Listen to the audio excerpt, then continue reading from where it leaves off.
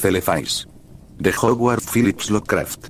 En un sueño Kuranes vio la ciudad del valle y la costa que había más allá, y el pico que dominaba el mar, y las galeras pintadas de alegres colores que zarpan desde el puerto rumbo a las distantes regiones donde el mar se junta con los cielos. También en un sueño consiguió el nombre de Kuranes, ya que durante la vigilia era llamado de forma distinta. Quizás le fue natural el soñar un nombre nuevo, ya que era el último de su estirpe y se hallaba solo entre las muchedumbres indiferentes de Londres, por lo que no había demasiados que pudieran hablar con él y recordarle quién había sido. Había perdido sus tierras y dinero, y no se preocupaba de los hábitos de la gente de alrededor, ya que prefería soñar y plasmar tales sueños. Cuanto escribiera había despertado la hilaridad de aquellos a los que se lo había mostrado, y, por último, dejó de escribir. Cuanto más se retiraba del mundo inmediato, más maravillosos se volvían sus sueños, y hubiera sido casi inútil el intentar traspasarlos al papel. Kuranes no era un hombre moderno, y no tenía las miras de otros que también escriben. Mientras ellos pugnaban por despojar a la vida de las soñadas vestimentas del mito, Kuranes tan solo aspiraba a la belleza. Cuando la verdad y la experiencia no se la mostraron, se volvió hacia la fantasía y la ilusión, hallándola en sus mismos umbrales, entre los nebulosos recuerdos de los cuentos de su niñez y entre los sueños. No hay mucha gente que sepa cuántas maravillas se les abren en las historias y visiones de juventud, ya que cuando somos niños oímos y soñamos, albergamos ideas a medio cuajar, y cuando al hacernos hombres intentamos recordar, nos vemos estorbados y convertidos en seres prosaicos por el veneno de la vida. Pero algunos de nosotros nos despertamos en mitad de la noche entre extraños fantasmas de colinas y jardines encantados, de fuentes cantarinas al sol, de acantilados dorados a la vera de mares rumorosos, de llanuras abiertas en torno a somnolientas ciudades de bronce y piedra, de la severa compañía de héroes cabalgando blancos caballos engualdrapados junto a espesas selvas. Y entonces sabremos que hemos vuelto los ojos a las puertas de marfil del mundo de prodigios que fuera nuestro antes de convertirnos en sabios e infelices. Kuranes volvió de súbito al viejo mundo de la infancia. Había estado soñando con la casa donde naciera, el gran hogar de piedra cubierto por la hiedra, donde vivieran 13 generaciones de antepasados, y donde hubiera ansiado morir. Lucía la luna, y él se había escabullido por la fragante noche veraniega. Atravesó jardines, bajó terrazas, dejó atrás los grandes robles y recorrió el largo camino blanquecino hacia el pueblo. La villa parecía muy antigua, con sus límites tan reducidos como aquella luna que comenzaba a menguar, y Kuranes se preguntó si bajo los tejados picudos de las casitas se albergaría el sueño o la muerte. Las malas hierbas crecían en las calles, y los cristales de las ventanas a ambos lados se encontraban rotos o acechaban transparentes. Kuranes no se demoró, antes bien prosiguió trabajosamente, como al reclamo de alguna meta. No osó desobedecer su llamada por miedo a que se revelase como una ilusión similar a las necesidades y aspiraciones de la vigilia, que no conducen a destino alguno.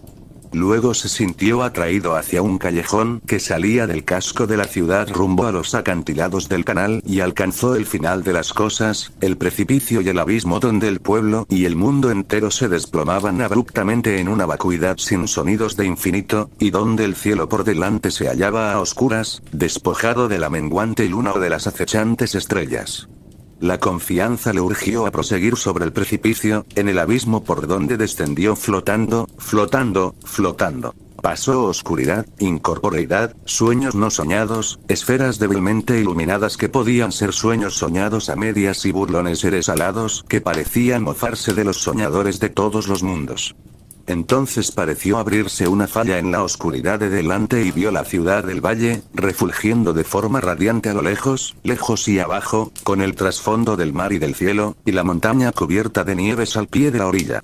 Kuranes se despertó en el mismo instante de vislumbrar la ciudad, aunque gracias a aquel fugaz vistazo supo que no se trataba sino de Celefais, en el valle de Odnarga y, más allá de las colinas Tanarias, donde su espíritu morara durante toda la eternidad de una tarde de verano, mucho tiempo atrás, cuando se había escapado de su haya y había permitido que la cálida brisa marina le acunara hasta alcanzar el sueño mientras observaba las nubes desde los riscos próximos al pueblo.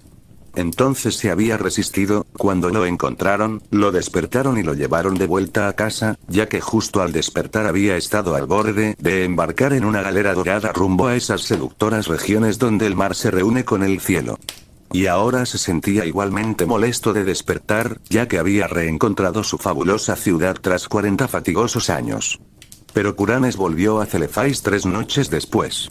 Como anteriormente, soñó al principio con el pueblo durmiente o muerto, y con el abismo por el que uno debía caer flotando en el silencio. Luego apareció de nuevo el acantilado y pudo contemplar los resplandecientes minaretes de la ciudad, y vio las galeras llenas de gracia fondeadas en el puerto azul, y observó los juncos del monte Arán meciéndose con la brisa marina. Pero esta vez no se vio bruscamente arrebatado y fue a posarse tan suavemente como un ser alado sobre una colina herbosa, hasta que al fin sus pies reposaron sin violencia sobre el césped. Había por fin regresado al valle de Od-Nargai y a la esplendorosa ciudad de Celefais. Kuranes fue cuesta abajo entre hierbas aromáticas y flores brillantes, cruzó el burbujeante Naraksa por el puentecillo de madera sobre el que grabara su nombre tantos años atrás, y cruzó las susurrantes arboledas rumbo al gran puente de piedra que llevaba a las puertas de la ciudad. Todo seguía como antes. Ni las murallas marmóreas se habían descolorido, ni se habían deslucido las estatuas de bronce que las coronaban. Y Kuranes vio que no debía temer que las cosas que conociera hubieran desaparecido, ya que incluso los centinelas de las murallas eran los mismos, y tan jóvenes como los recordaba. Al entrar en la ciudad, cruzando las puertas de bronce y pisando el pavimento de ónice, los mercaderes y los camelleros lo saludaban como si no se hubiera marchado jamás. Y le ocurrió lo mismo en el templo de turquesa de Nadjordad, donde los sacerdotes tocados de orquídeas le informaron de que el tiempo no existe en Od-Nargai, sino tan solo juventud eterna. Entonces Kuranes fue por la calle de las columnas hasta el muro marítimo, donde se reunían mercaderes y marineros, así como extrañas gentes llegadas de las regiones donde el mar se junta con el cielo.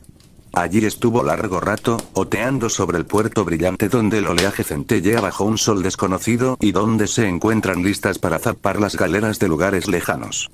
Y contempló también al monte Arán alzándose regiamente sobre la orilla, las suaves laderas verdes con sus árboles balanceándose y su cima blanca rozando las nubes. Más que nunca, Kuranes sintió el anhelo de embarcar en una galera rumbo a los lejanos lugares sobre los que había oído contar tantas extrañas historias, y buscó de nuevo al capitán que había aceptado enrolarlo hacía tanto tiempo. Encontró a aquel hombre, Atib, sentado sobre el mismo cofre de especias que ocupara antaño, y Atib no parecía ser consciente de cuánto tiempo había transcurrido. Entonces los dos remaron hasta una galera del puerto y, dando órdenes a los remeros, comenzaron a bogar sobre el ondulante mar serenio que conduce hasta el cielo. Durante varios días se deslizaron sobre el mar agitado hasta alcanzar por fin el horizonte, donde el mar se reúne con el firmamento. Aquí la galera no llegó a detenerse, sino que fue flotando despacio por el azul celeste entre nubes de algodón teñidas de rosa. Y muy por debajo de la quilla, Kuranes llegó a divisar extrañas tierras y ríos y ciudades de arrebatadora belleza, tendidas indolentes al resplandor de un sol que nunca parecía menguar o desaparecer. Al fin Atib le comunicó que el viaje estaba próximo a concluir, y que pronto arribarían al puerto de Seraninan, la ciudad de mármol rojo de las nubes, que ha sido edificada en esa etérea costa donde el viento del poniente sopla por los cielos. Pero cuando la más alta de las torres talladas de la ciudad apareció a la vista, se produjo un sonido en algún lugar y Kuranes despertó en su guardilla de Londres. Durante muchos meses, Kuranes buscó en vano la maravillosa ciudad de Celefais y sus galeras que hacen la ruta del cielo. Y aunque sus sueños le llevaron a multitud de lugares magníficos, nunca antes narrados, nadie de cuantos se cruzó fue capaz de indicarle cómo encontrar Od-Nargai, más allá de las colinas tanarias. Una noche sobrevoló oscuras montañas donde ardían mortecinos y solitarios fuegos de campamento, a una gran distancia, y había extraños rebaños de seres velludos cuyos guías portaban resonantes campanillas. Y en la parte más salvaje de aquel montañoso distrito, tan remoto que pocos hombres habían llegado a verlo, encontró un muro o calzada de piedra, de espantosa antigüedad, zigzagueando entre las cimas y los valles. Demasiado grande incluso para haber sido construido por manos humanas, y de tal longitud que ninguno de sus extremos estaba a la vista. Más allá del muro, en el alba gris, llegó a una tierra de pintorescos jardines y cerezos, y al alzarse el sol pudo contemplar la belleza de flores rojas y blancas, follajes verdes y céspedes, caminos blancos, arroyos cristalinos, estanques azules, puentes tallados y pagodas de tejados rojos. Y buscó a la gente de esa tierra, pero comprobó que allí no había nadie, fuera de pájaros, abejas y mariposas.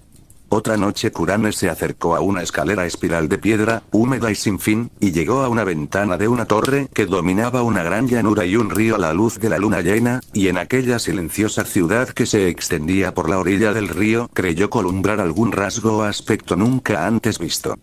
Hubiera bajado a preguntar por el camino a Odnarga y, de no ser por la temible aurora que se alzó sobre algún remoto lugar más allá del horizonte, mostrando las ruinas y la antigüedad de la ciudad, y el estancamiento del río enrojecido y la muerte enseñoreándose de esa tierra, tal y como sucediera desde que el rey Kinaratolis volviera de sus conquistas para arrostrar la venganza de los dioses.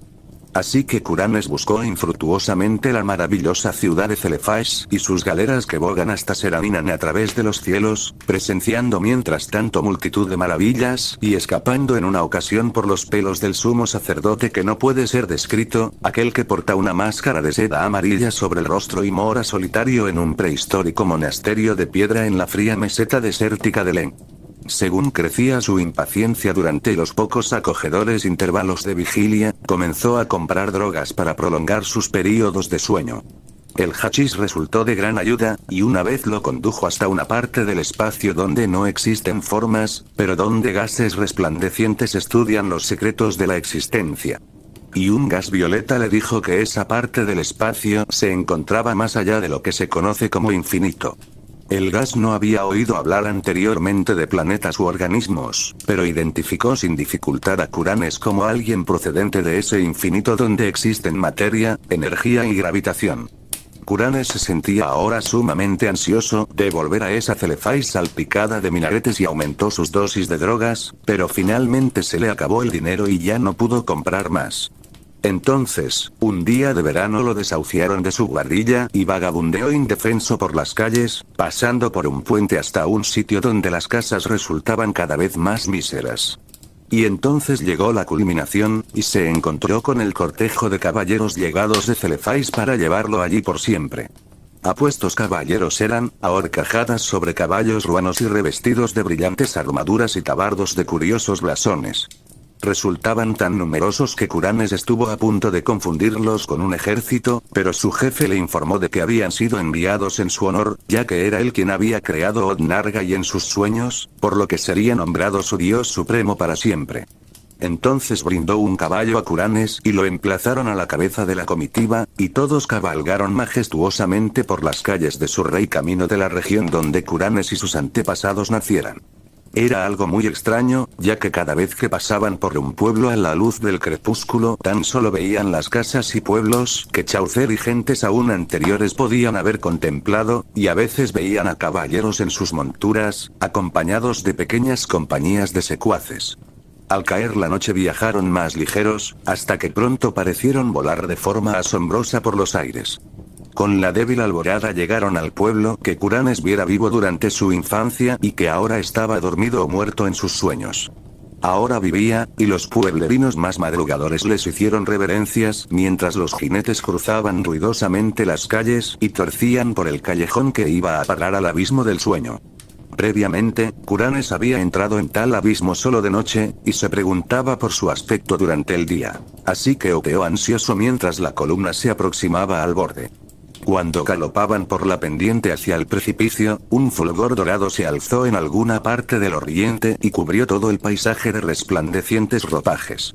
El abismo se mostraba ahora como un caos hirviente de cerúleo esplendor, y unas voces invisibles cantaban exultantes mientras el séquito de caballeros rebasaba el borde y flotaba graciosamente a través de las nubes resplandecientes y los fulgores plateados.